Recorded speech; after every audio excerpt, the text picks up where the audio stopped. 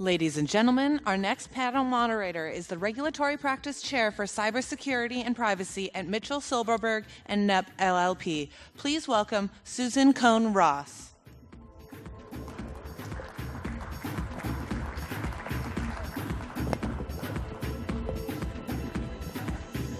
All right. Good afternoon, and thank you all for attending. My colleagues on this panel are Kenneth Ramos, who's the head of trade in the NAFTA office, Ministry of the Economy in Washington, D.C. Brian Peck, Deputy Director of International Affairs and Business Development, the Governor's Office of Business and Economic Development, which we all know and love as GoBiz. And Joe Renee Hunter, the managing owner of Hunter, Golden, and Wilson Tax Law. And our topic today is free trade agreements. I'll get it right eventually. Free trade agreements. And so, Ken, we're going to start with you. If you would talk a little bit about what's going on with Mexico. Absolutely, Sue. Thank you very much for the opportunity to talk about the Mexican views of the U.S.-Mexico trade relationship. We're very excited about having the opportunity to talk about what we have constructed over 20 years of free trade with the United States. Talk about a little bit of what we can do in order to facilitate companies taking advantage of the opportunities offered by the NAFTA, and also looking at the future in terms of our region. So when we talk about free trade agreements, this has been a topic that has been in the news lately. I mean, it's been a key topic in the presidential campaign in the United States, and obviously in Mexico, we're looking at it closely as well. But let's put things in perspective in terms of what the NAFTA really means. And what are FTAs in the end? They are instruments to promote trade, to increase trade flows between countries, and to promote and establish conditions to promote increases in foreign direct investment. So when you look at the NAFTA, you see a resounding success. When you look at the increases in trade, I mean, we have $1 trillion in trade between the three North American partners. Between Mexico and the U.S., trade has more than quintupled, has multiplied by 5 in terms of where we were prior to NAFTA coming into effect. And it's very interesting to realize that, people have to understand that when you talk about the U.S.-Mexico relationship, Mexico has become a strategic partner of the U.S. We used to be a very closed economy, an economy that was basically had adopted for many decades the import substitution model. We were closed, we had very high tariffs, and then we decided at the end of the 1980s to start opening up, and NAFTA was one of the major steps that we took in order to reform our economy and to enter as a global player. So what you see here is a result of 20 years of free trade with the United States and Mexico. Our trade relationship has reached $530 billion. These are huge numbers, but let's put them in perspective. You look at, for example, what Mexico buys from the United States is more than the United States sends to all of the BRIC countries combined. It's more than it sells to all of the Western European countries, when you talk about the UK, France, Germany, Spain, Italy combined. And it's more than all of the so-called Asian tigers, when you talk about Hong Kong, Taiwan, Japan, etc. Basically, Mexico has become a very important destination of U.S. products. And this is interesting because Mexico is the 15th largest economy in the world. We're the 10th largest exporter and the 9th largest importer in the world, which is interesting. We have a population of 120 million people, 60% in the middle class, so it's a growing domestic market. So it's a very attractive market for U.S. products going into Mexico. Very quickly, in terms of the California relationship, it's a resounding success. The trade between Mexico and California is in the order of $72 billion, $26 billion in exports from California to Mexico. And when you look at the overall numbers of the U.S., 5 million jobs depend on trade with Mexico. If you add Canada to that, you get almost to 14 million jobs. So this is a very important number to take into consideration and to understand that the political rhetoric and the facts in terms of what it really means for jobs are very different. Just in California, over 500,000 million jobs, 500,000 jobs depend on trade with Mexico specifically. And some interesting sectors where you look at opportunities of doing business with Mexico. For example, we buy over a third of all the game consoles that California sells to the world. We buy 80% of all the soups and certain processed foods that California sells to the world. 65% of all the grapes that California exports to the world. And computer and electronic exports generate $7 billion worth for California. So you see here a very important and resounding success. And increasingly, throughout the years, if you look at the last 10 years or so, Mexico has become increasingly a very important investor in the world, primarily towards the United States.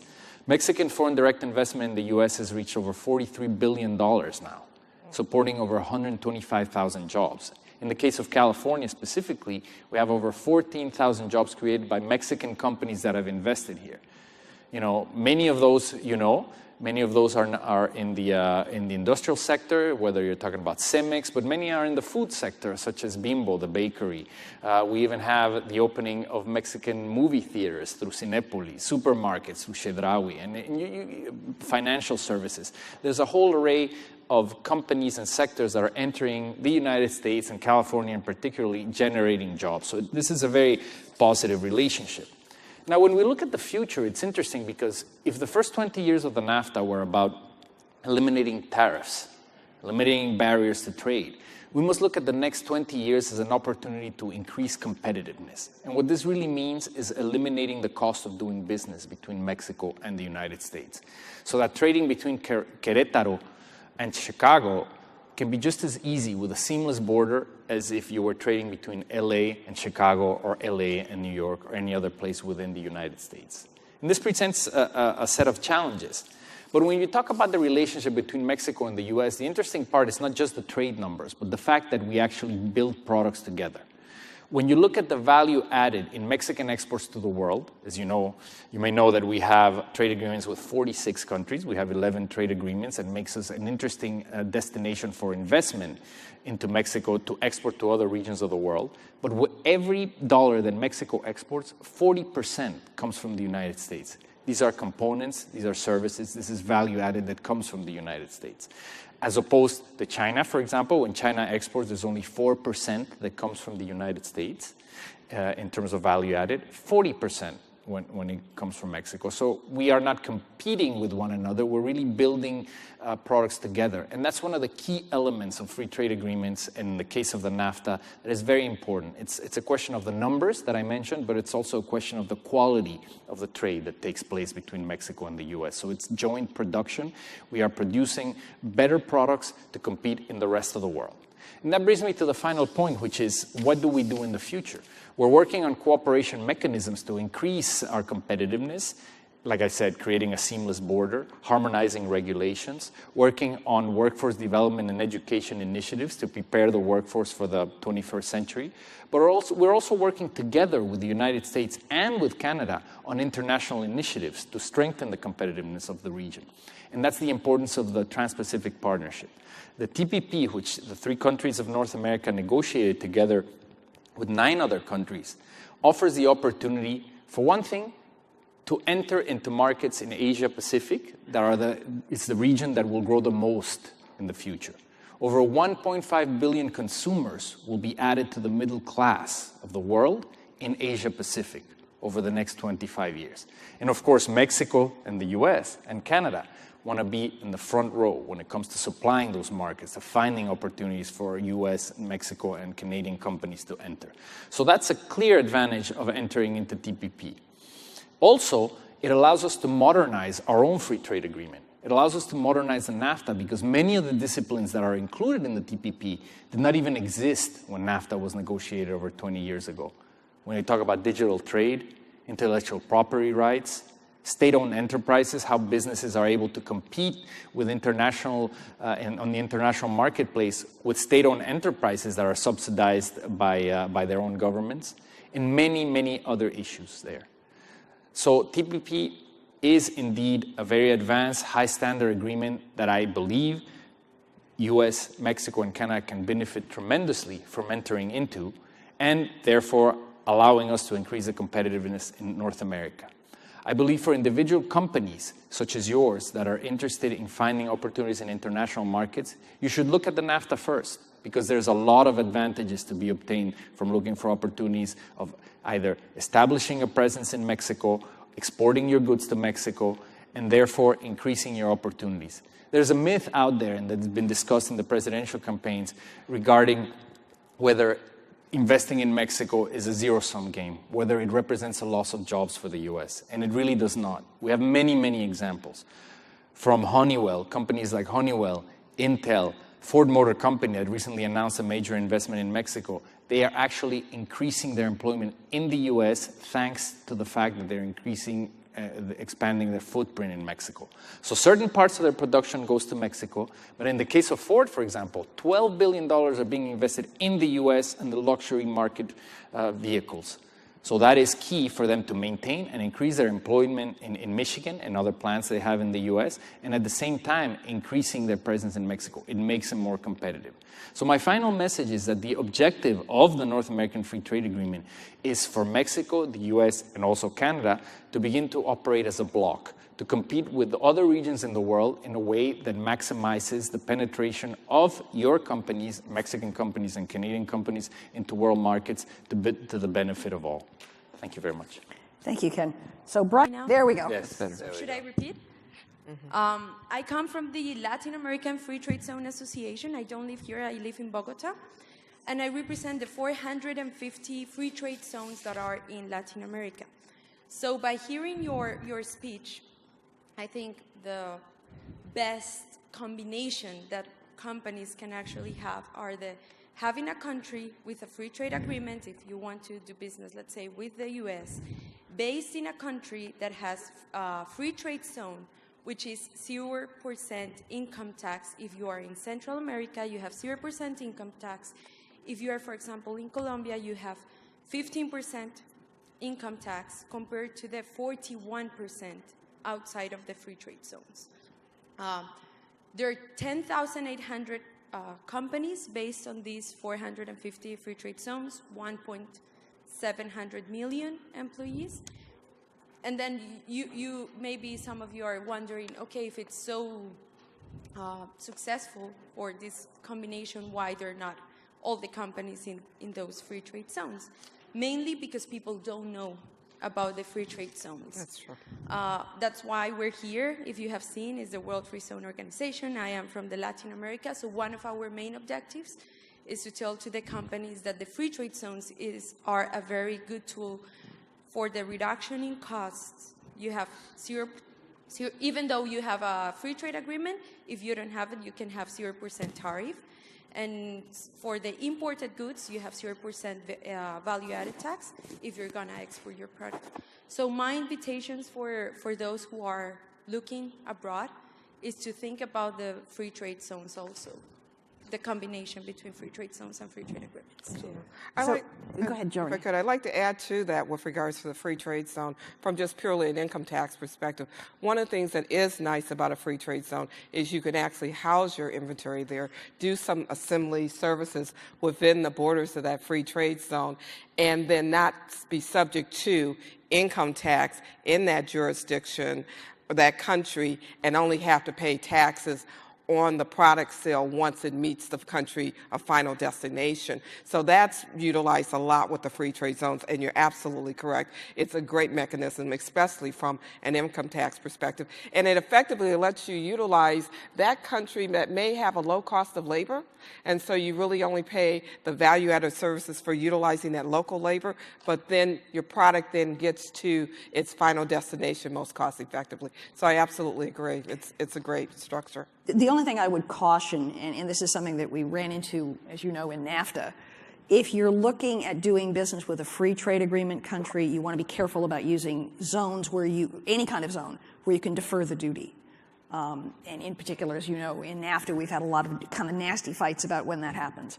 And it really was the reason for these special rules, if you will, is the idea that you want to have a level playing field, and the concept or the public policy behind it, as we lawyers like to call it, had to do with the idea that, and forgive me for putting it this way because I know it's a horrible way to put it, but there was a real, if you will, if you think this presidential debate is nasty, in 1993, when we were doing the NAFTA fight, there was a lot of, well, Mexico is really nothing more than a screwdriver operation.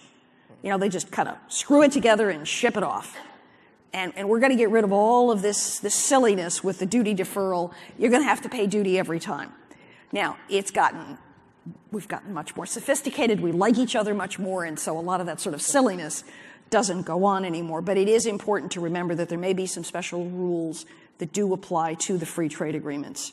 And conversely, we have, as you mentioned, free trade zones here in the U.S. And what they allow you to do here, besides the obvious benefit that you both mentioned when it comes to export, is you can import a product that perhaps has or a component that has a high rate of duty, manufacture further in the zone, and then pay duty on the finished product, which itself may have a lower rate of duty. So lots of different ways to work with the system, but again, it's going to begin and end with you have to do your homework and you have to really know what you're getting into.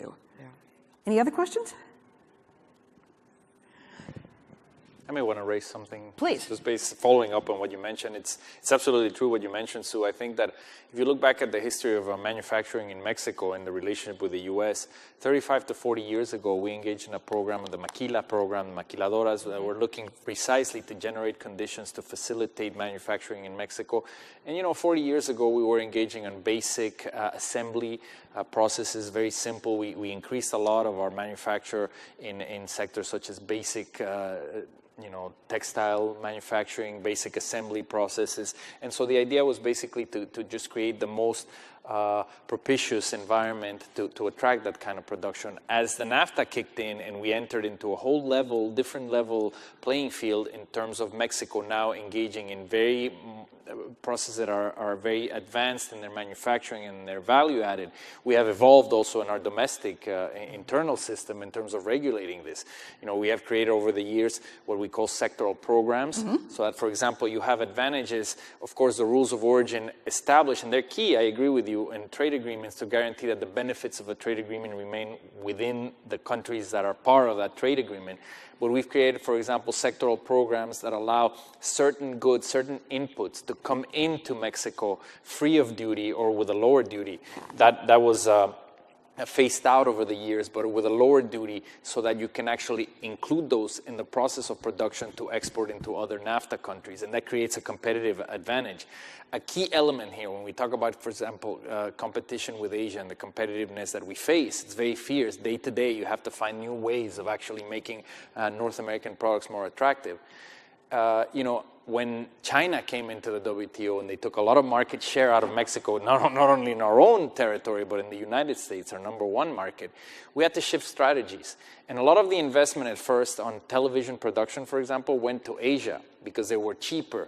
There was this notion that all of the production was going to shift over there.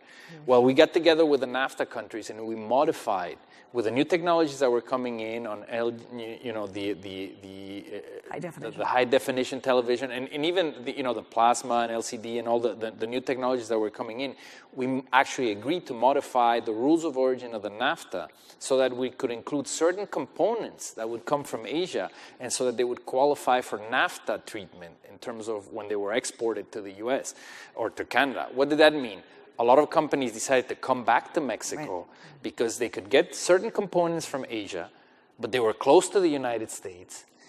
Asia doesn't anymore compete just on the basis of cheap labor.